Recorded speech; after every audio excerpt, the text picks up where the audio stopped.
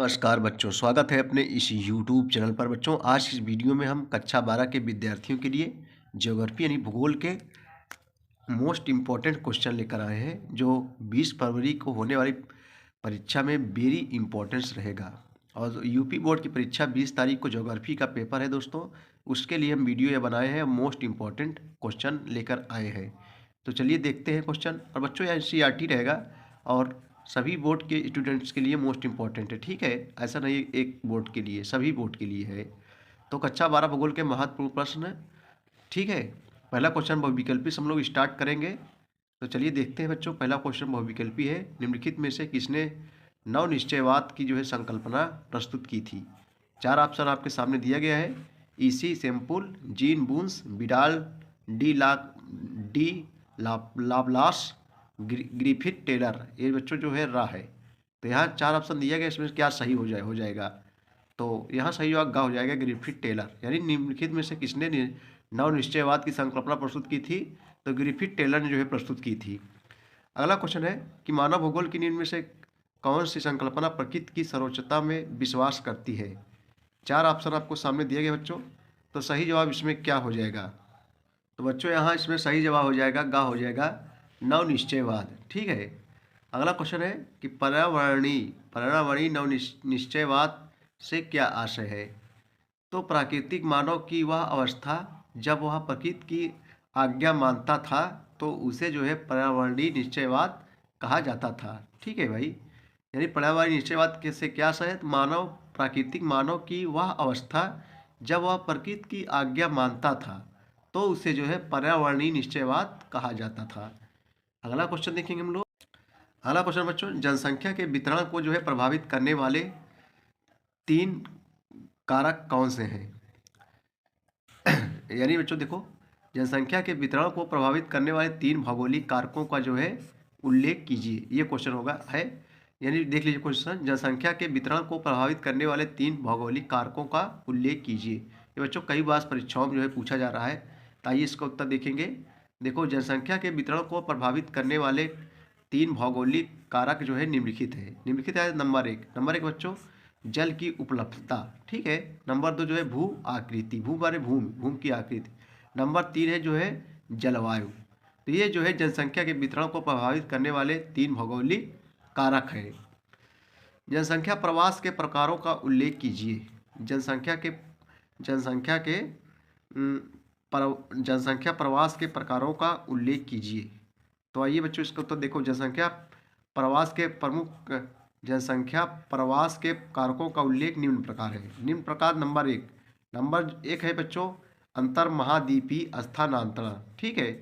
Number 2 जो है अंतर्राष्ट्रीय स्थानांतरण। नंबर 2 आप लोग लिखेंगे अंतर्राष्ट्रीय, मतलब पूरे विश्व में अंतर्राष्ट्रीय स्थानांतरण। नंबर 3 जो है अंतर प्रांतीय स्थानांतरण, अपने मतलब प्रांतों में ही, ठीक है। नंबर 4 जो है स्थानिक स्थानांतरण। और नंबर 5 है दीर्घकालिक प्रवास, यानी लंबे समय तक। और अगर नंबर 6 है सामयिक प्रवास। और नंबर 7 है दैनिक प्रवास, जो डेली जो प्रवास होता है। अगला क्वेश्चन बच्चों हम लोग देखेंगे, मानव विकास के 4 स्तंभ कौन से हैं? मानव विकास के 4 स्तंभ कौन से हैं? आइए इसका उत्तर देखेंगे। मानव विकास के जो है 4 स्तंभ निम्नलिखित हैं। नंबर 1 है समता, समता मीन्स होता है समानता। नंबर 2 है सतत पोषणीयता। नंबर 3 है बच्चों उत्पादकता। नंबर 4 है सशक्तिकरण, यानी आगे की ओर बढ़ना। मानव विकास के उपागमों का जो है उल्लेख कीजिए बच्चों। अगला क्वेश्चन देखो, कई वर्षों परीक्षाओं पूछा जा रहा है, 2023 बोर्ड एग्जाम के लिए मोस्ट इंपॉर्टेंट है। मानव विकास के उपागमों का उल्लेख कीजिए। देखो, मानव विकास की समस्याओं को देखने और समझने के उपायों को जो है मानव विकास के उपागम कहते हैं, ठीक है बच्चों। देखो, मानव विकास की समस्या को देखने और समझने के उपायों को जो है मानव विकास के उपागम कहते हैं। मानव विकास के कुछ महत्वपूर्ण उपागम निम्नलिखित है। जब निम्नलिखित आ जाए तो नंबर एक है बच्चों आय उपागम। उपागम किसे कहते हैं? देखो, आय उपागम मानव विकास के अध्ययन का प्राचीनतम उपागम है। इस उपागम में बच्चों मानव विकास को आय के संदर्भ में जाना जाता है। आय जानते हो आप लोग, इसको इनकम कहते हैं। आय के संदर्भ में जाना जाता है। यह उपागम स्पष्ट करता है कि किसी व्यक्ति द्वारा जिस स्वतंत्रता का भोग किया जा रहा है, वह जो है उसके आय के स्तर से परिलक्षित होती है। आय का स्तर जितना ऊंचा होता है, मानव विकास का स्तर भी जो है क्या होता है बच्चों, उतना ही ऊंचा होता है। ठीक है, तो ये जो है आय उपागम है। नंबर 2, खा के खा हम लोग देखेंगे अब, कल्याण उपागम। अगला खा है कल्याण। कल्याण का मतलब बच्चों सभी का कल्याण करना, ठीक है, सभी की रक्षा करना। इस उपागम का लक्ष्य जो है मानव के सभी विकासात्मक गतिविधियों के रूप में देखना है। इस उपागम का तर्क है कि सरकार को समूहों के लिए शिक्षा, स्वास्थ्य, सामाजिक सुरक्षा और सुख साधनों की जो है उच्च स्तरीय व्यवस्था करनी चाहिए। लोग विकास में सहभागिता भले ही ना निभाते हों, क्योंकि वे मात्र निष्क्रिय लाभार्थी हैं। सरकार का दायित्व हो जाता है कि वह अधिकतम व्यय करके मानव विकास के स्तरों को जो है सुधारे, क्योंकि जो है ये स्तर जितने सुलभ और ऊंचे होंगे, मानव विकास भी जो है उतना उतना ही त्वरित गति से आगे बढ़ेगा। अब है आधारभूत आवश्यकता उपागम। आधारभूत, देखो बच्चों मनुष्य की मूलभूत आवश्यकताएं क्या होती हैं। देखो पहला है रोटी, दूसरा है कपड़ा, तीसरा है मकान। यानी रोटी, कपड़ा और मकान, ये जो है मनुष्य की आधारभूत यानी मूलभूत आवश्यकताएं हैं। किसी भी इंसान की मूलभूत आवश्यकताएं क्या होती है बच्चों, रोटी चाहिए उसको, रोटी, कपड़ा और मकान। ठीक है, तो आधारभूत आवश्यकता उपागम, मानव की तीन महत्वपूर्ण आवश्यकताएं होती हैं, भोजन, वस्त्र और आवास। अभी हमने बताया रोटी, कपड़ा और मकान। आवास में से होता है मकान, भोजन यहाँ रोटी हो जाएगा, वस्त्र आप समझ ही रहे हो। इनके बिना बच्चों उसका जीवन चलना दूभर है, यानी इसके बिना जीवन उसका चल नहीं सकता मानव का। इस उपागम को जो है मूल रूप से अंतर्राष्ट्रीय श्रम संगठन, जिसको ILO बोलते हैं, ठीक है, इंटरनेशनल लेबर ऑर्गेनाइजेशन, ILO ने प्रस्तावित किया है। यह उपागम बच्चों एक और जो है विकल्पों की उपेक्षा करता है, तो दूसरी ओर जो है सभी वर्गों के लिए उपयुक्त मूलभूत आवश्यकताओं की जो है व्यवस्था करने पर जो है बल देता है। अगला नंबर है बच्चों 6 है, घा है क्षमता उपागम। क्षमता, देखो इस उपागम को प्रस्तुत करने का श्रेय प्रो अमर्त्य सेन को जाता है, जो एक अर्थशास्त्री थे, अमर्त्य सेन को जाता है। उनका मत है कि संसाधनों तक पहुंच के क्षेत्रों में मानव क्षमताओं का निर्माण बढ़ते मानव विकास का जो है प्रतीक है। मानव की संसाधनों तक जितनी पहुंच होगी तथा उसमें उनके उपयोग की जितनी क्षमता होगी, मानव विकास का पथ उतना ही जो है प्रस्तुत होगा।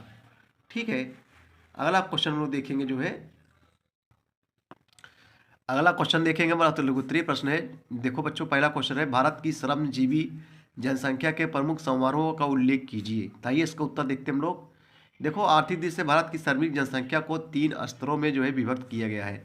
नंबर 1 है मुख्य श्रमिक, नंबर 2 है सीमांत श्रमिक, नंबर 3 है अश्रमिक। ठीक है, अगला क्वेश्चन बच्चों, भारत की किन्हीं 2 मुख्य भाषाओं का जो है नाम लिखिए। भारत की किन्हीं 2 मुख्य भाषाओं के नाम लिखना है। तो भारत की 2 प्रमुख भाषाएं निम्नलिखित है। नंबर 1 हिंदी, नंबर 2 जो है बांग्ला। चलिए अगला क्वेश्चन बच्चों, जो लघुत्तरीय प्रश्न है, जो मोस्ट इंपॉर्टेंट है परीक्षा की दृष्टि से।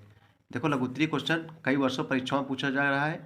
क्वेश्चन बच्चों कि मानव स्वास्थ्य पर जो है वायु प्रदूषण के प्रभावों की जो है व्याख्या कीजिए। इंपॉर्टेंट क्वेश्चन है, मानव स्वास्थ्य पर वायु प्रदूषण, आप लोग समझ रहे बच्चों, और वायु प्रदूषण प्रभाव का व्याख्या कीजिए। जो वायु द्वारा होता है, ठीक है, उसे वायु प्रदूषण कहते हैं। देखो उत्तर देखेंगे, सल्फर डाइऑक्साइड, नाइट्रोजन के ऑक्साइड, विशेषकर NO तथा वायु में निलंबित कण हमारी श्वास नली में खराश पैदा करते हैं। ठीक है, जिससे जो है बंकाइटिस या दमा होता है। इन कणों से लंबा संपर्क फेफड़ों के ऊतकों को जो है हानि पहुंचाता है तथा सांस की जो है असाध्य बीमारियों और कैंसर को जो है जन्म देता है। अनेक वाष्पशील, कार्बनिक, यौगिक और विषैले कण विकारों, प्रजनन संबंधी समस्याओं या कैंसर को जो है जन्म दे सकते हैं। ओजोन परत आप लोग जानते हो बच्चों, जो अल्ट्रावायलेट किरणों को जो है अवशोषित करती है, उसी को ओजोन कहते हैं। ठीक है, ओजोन जो प्रकाश रासायनिक धूल कोहरे का एक घटक है। यदि बार बार सांस में आए तो वह खांसी, छाती में दर्द, सांस में तकलीफ और आँख, नाक और गले में जलन जैसी शिकायतें पैदा हो सकती है। पृथ्वी का ताप बढ़ाने पर ध्रुवों की जो है बर्फ पिघलेगी, जिससे समुद्र और तटीय क्षेत्र जलमग्न होंगे। ठीक है, तापमान में वृद्धि से जो है खेतिहर जो है पैदावार कम होगी। देखो वैकल्पिक क्वेश्चन है, पूछे गए हैं परीक्षाओं में। देखो आइए देख लेते हैं बच्चों हम लोग। निम्नलिखित में से किस प्रकार की बस्तियां जो है सड़कों, नदियों और नहरों के किनारे होती हैं। वृत्ताकार, चौकमही, वृत्ताकार, रेखी। तो सही जवाब बच्चों जो हो जाएगा खा हो जाएगा जो है रेखी हो जाएगा। अगला क्वेश्चन है, अगला क्वेश्चन देखेंगे हम लोग कि नगरीय एवं ग्रामीण बस्तियों में विभेद का आधार क्या है। देखो ये भी 2-3 साल पूछा जा रहा है कि नगरीय एवं ग्रामीण बस्तियों में विभेद का आधार क्या है। जनसंख्या, क्रियाकलाप, सुरक्षा, मकानों की जो है संख्या। तो बच्चों सही जवाब जो है खा हो जाएगा क्रियाकलाप हो जाएगा। निम्नलिखित नगरों में से कौन सा एक पर्यटन नगर है, कौन सा ऐसा जो पर्यटन नगर है। मथुरा, पंचमढ़ी, रुड़की, रानीगंज। तो सही जवाब खा हो जाएगा पंचमुड़ी हो जाएगा। अगला क्वेश्चन देखेंगे बहुविकल्पी है, कई वर्षों परीक्षाओं पूछा जा रहा है। निम्नलिखित में से कौन सा पर्यटन नगर है बच्चों, कौन पर्यटन नगर है जहाँ लोग ज़्यादा घूमने टहलने जाते हैं। देखो दिल्ली, चंडीगढ़, प्रयागराज, नैनीताल। तो सही जवाब जो है पर्यटन नगर इसमें से हो जाएगा प्रयागराज। निम्नलिखित में से कौन औद्योगिक नगर नहीं है, कौन औद्योगिक नहीं है। जमशेदपुर, शिमला, बोकारो, भिलाई। तो सही जवाब का हो जाएगा बच्चों शिमला हो जाएगा। देखो कई वर्षों से अगला क्वेश्चन पूछा जा रहा है, लगातार 10 साल से पूछा जा रहा है कि निम्नलिखित में से कौन सा नगर नदी के किनारे अवस्थित नहीं है। आगरा, भोपाल, पटना, कोलकाता। तो सही जवाब बच्चों हो जाएगा भोपाल हो जाएगा। ठीक है, क्योंकि आगरा यमुना नदी किनारे है, कोलकाता हुगली नदी किनारे है, पटना भी जो है ठीक है बिहार में है, वहाँ जो है स्थित है। तो यहाँ सही जवाब जो है भोपाल हो जाएगा। अगला क्वेश्चन देखो मोस्ट इंपॉर्टेंट वेरी इंपॉर्टेंस है।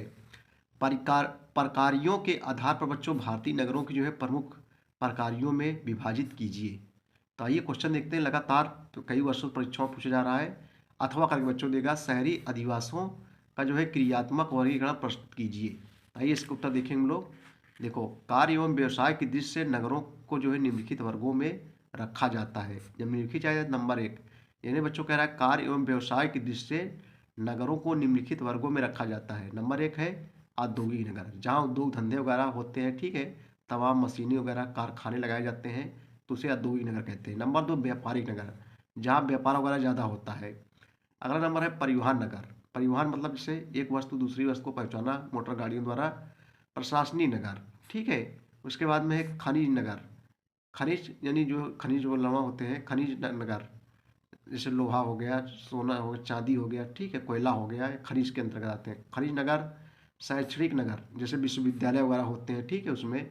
उसके बाद में है सुरक्षा नगर। अगला क्वेश्चन देखिए हम लोग बच्चों।